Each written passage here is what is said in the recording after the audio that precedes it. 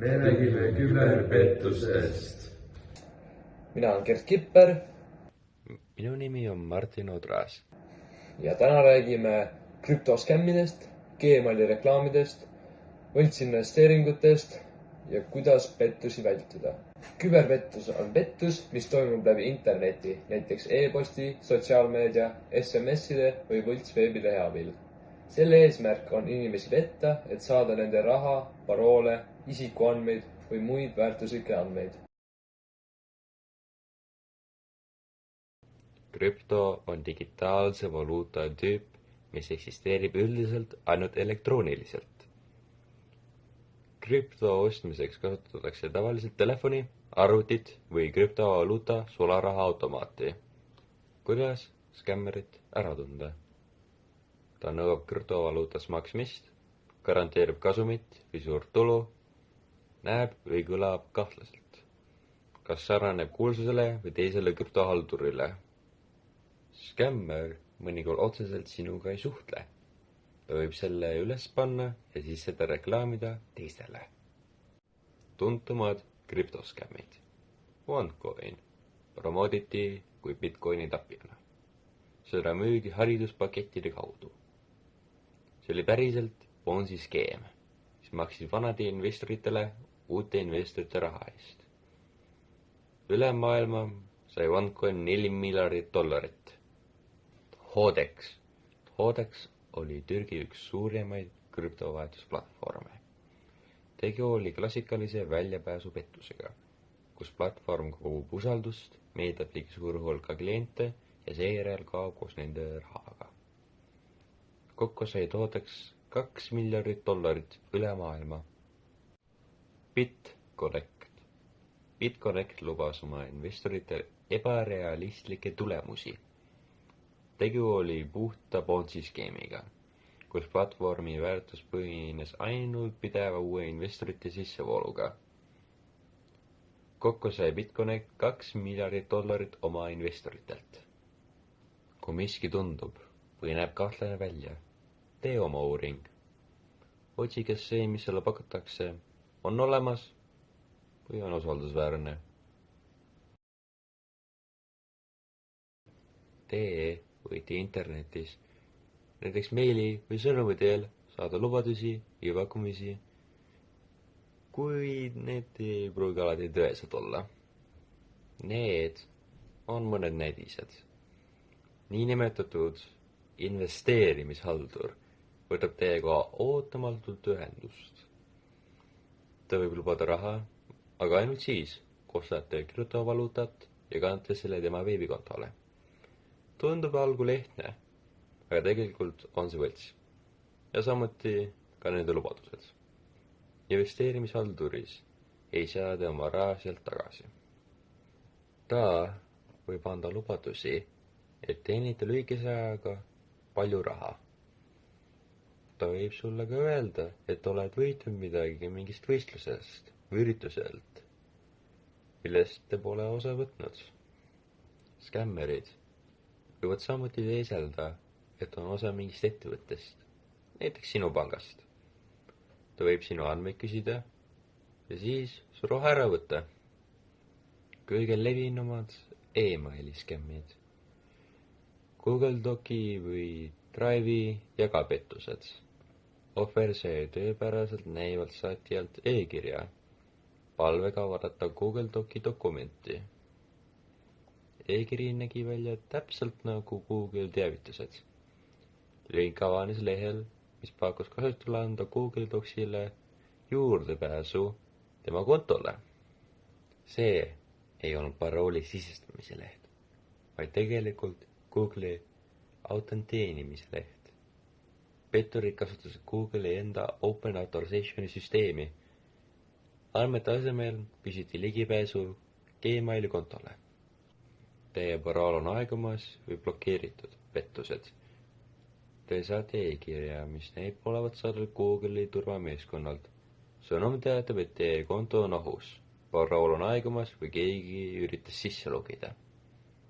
Link viib võltsitud sisselogimislehele, mis sarnaneb tõelisega.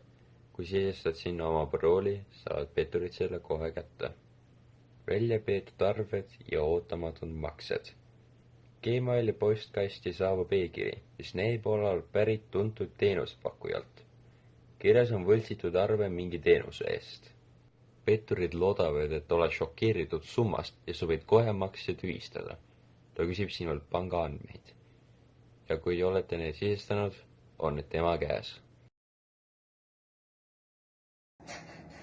Võltsinvesteeringud sotsiaalmeedias.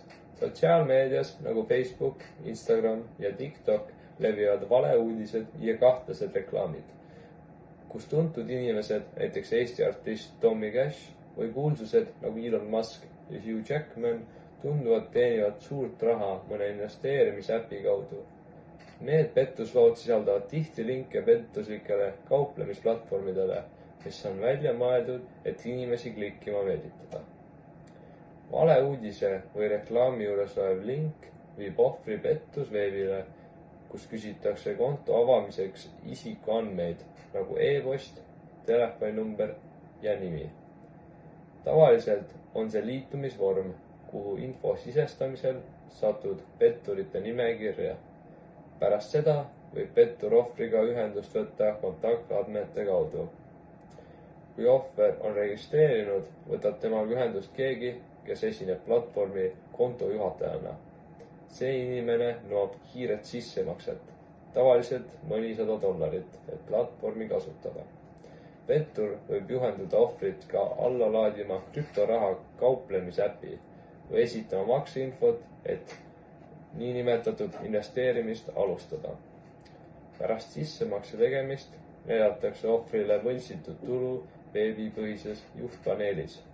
Algul võib näha väikeseid võite, et ohver usaldaks platvormi. See paneb inimesi sageli rohkem raha panema, uskudes, et nad tõesti teenivad kasumit. Kui ohver proovib oma raha välja võtta, siis tekivad uued takistused.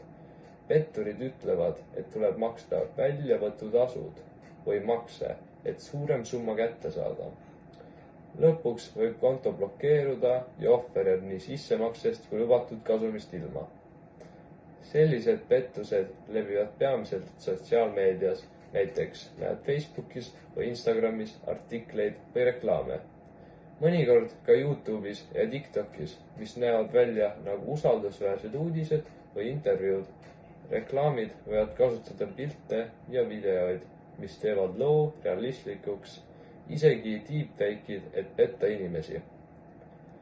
Tüüpilised näited on näiteks Eesti RR-i kirjeldatud juhtum, kus võltsartiklis lubas Kristjan Pihl salajasi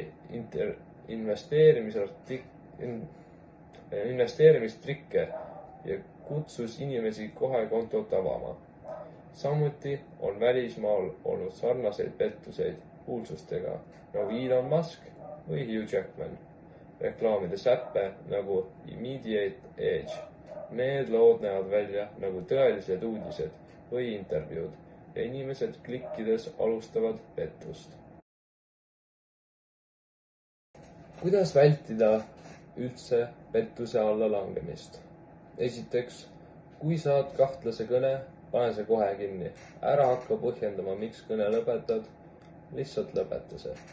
Teiseks, ära nõustu telefoni teel ühegi rahalise tehinguga. Ole väga tähelepanelik ja vaata ette, et sa kellegagi telefoni teel liiga palju infot jaga. Kolmandaks, ära jaga võõrastega isiklikke andmeid. Kui keegi küsib telefonis su pangakonto paroole, PIN-koode, isikukoodi või kasutaja nime, siis alati keeldu sellest.